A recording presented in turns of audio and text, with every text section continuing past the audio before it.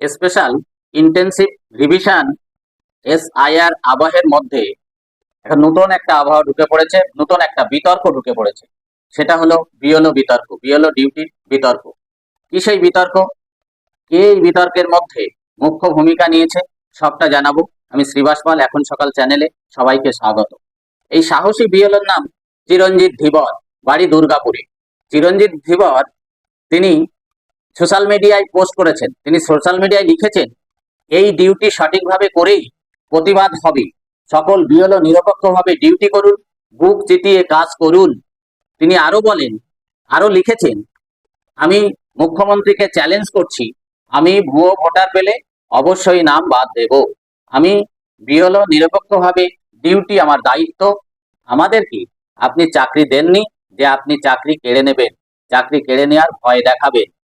দেখুন, তাহলে শুনুন সেই চিরঞ্জিত ধীবর, বিএলও চিরঞ্জিত ধীবর কি বলছেন সেটা একটু শুনে নিন। দেখুন, আমরা প্রথম কথা হচ্ছে যে আমরা স্বেচ্ছায় এই ডিউটি করতে চাই না। আমরা প্রাথমিক শিক্ষক, রাজ্য সরকারি কর্মচারী, কিন্তু আমরা কখনোই এই ডিউটি স্বেচ্ছায় করতে চাইনি। কারণ স্কুল হ্যাম্পার হবে, আমরা সেভাবেই আমরা প্রিপারেশন আমরা কখনোই সেইভাবে নিইনি যে করতে হবে। কিন্তু এই ডিউটি আমাদেরকে ঊর্ধ্বতন কর্তৃপক্ষের মাধ্যম দিয়েই কিন্তু আমরা পেয়েছি, এসআইয়ের মাধ্যম দিয়ে পেয়েছি, এবং যারা ইআরও তাদের মাধ্যম দিয়ে আমরা পেয়েছি, এবং আমরা এটা করতে বাধ্য, এটাও একটা বিষয়। কিন্তু তা সত্ত্বেও আমরা দেখলাম আমাদের আদরণীয় মাননীয় মুখ্যমন্ত্রী, উনি যে ভাষাতে পরোক্ষভাবে আমাদেরকে বিএলওদেরকে, সমগ্র বিএলওদেরকে একটু মানে বলে দিতে চাইলেন যে এই ডিউটি আপনারা এমনভাবে করুন যাতে কোনো নাম না বাদ যায়।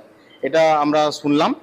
কিন্তু যেটা আমাদের বিষয়, যে ভুয়ো ভোটার যদি আমাদের যেটা দায়িত্ব বা কর্তব্য, এখনও ট্রেনিং সম্পূর্ণ হয়নি, কিন্তু যতটুকু আমরা শুনেছি যে আমরা মৃত ব্যক্তির নাম আমরা যাতে বাদ দিতে পারি এবং ভুয়ো ভোটার যাতে আমরা না তুলি, এগুলোর আমাদের ইনস্ট্রাকশন আছে, এবং আমরা প্রপার ডকুমেন্ট নিয়ে আমরা কাজ করব। আমরা নিরপেক্ষভাবে কাজ করতে চাই, এখানে কোনো রাজনীতির বিষয় আসছেই না। সেই বিএলও চিরঞ্জিত ধীবর আরো পোস্ট করেছেন, আরো বলছেন, বাংলাদেশেও ভোটার কার্ড আছে, এদেশেও ভোটার কার্ড আছে, তাহলে এই ভোটার বাদ দেবো না? নিরপেক্ষতা আমি বজায় রাখবো না? এমন ব্যক্তিও আছে, তার ভোটার কার্ড আছে কিন্তু তিনি এলাকায় থাকেন না, হ্যাঁ, অথচ তার ভোট পড়ে যাচ্ছে বছরের পর বছর। তাহলে আমি কি এদের বাদ দেব না? শুনে নিন কি বললেন তিনি, আপনারা নিজে কানেই শুনুন তার মুখের থেকে। দেখুন, আমরা আপনাদের মাধ্যম দিয়ে আমরা দেখছি যে একজনের বাংলাদেশেও ভোটার কার্ড আছে, আবার এখানেও ভোটার কার্ড আছে। তো এইরকম নিশ্চয়ই কোনো না কোনো সমস্যা রয়েছে, সেই জন্যই এই স্ক্রুটনি হয়তো সারা ভারতবর্ষে চলছে বা আগামী দিনে আসতে চলেছে। তো আমরা দেখুন, আমরা বিভিন্ন মানে চ্যানেলের মাধ্যমে, বিশেষ করে আপনাদের চ্যানেলের মাধ্যমে আমরা দেখতে পাচ্ছি যে একজনের নাম বিহারেও রয়েছে, এখানেও রয়েছে, এরকমও যেরকম কেস আমরা দেখতে পাচ্ছি। আবার এরকমও রয়েছে যে বাংলাদেশেও রয়েছে, এখানেও রয়েছে, এবং অনেক ক্ষেত্রে দেখা যাচ্ছে যে ব্যক্তির ভোটার কার্ড, সেই ব্যক্তি ওখানে উপস্থিত নেই বা ওই এলাকাতেই থাকেন না, অথচ বছরের পর বছর কিন্তু ওনার নামে ভোট পড়ে যাচ্ছে। এরকমও আমরা অভিজ্ঞতার সম্মুখীন হয়েছি, আমরা ডিউটিও করেছি এর আগে, সেটাও আমরা সম্মুখীন হয়েছি। তিনি আরো বলেন, আমি কি মৃত ভোটারও বাদ দেবো না? মৃত ভোটার বাদ দেবো না? যে ভোটারের বিহারে ভোট আছে তার ভোট, আবার এখানেও ভোট আছে তার ভোট বাদ দেবো না? আমি যখন কাজ করব নিরপেক্ষতা বজায় কাজ করব এবং নির্বাচন কমিশনের গাইডলাইন মেনে কাজ করব। শুনুন তার আরো বক্তব্য, শুনে নিন সেই সাহসী বিএলওর বক্তব্য। আমাদের কাছে এখনো পর্যন্ত সেই ট্রেনিং এখনো পর্যন্ত দেওয়া হয়নি, এখনো পর্যন্ত দেওয়া হয়নি। এরপরে যদি কোনো ট্রেনিং দেওয়া হয় আমরা সম্পূর্ণভাবে বলতে পারবো। তবে আমাদের কোনো নাগরিকত্বের কোনো এটা ডিউটি বলে আমার মনে হয় না।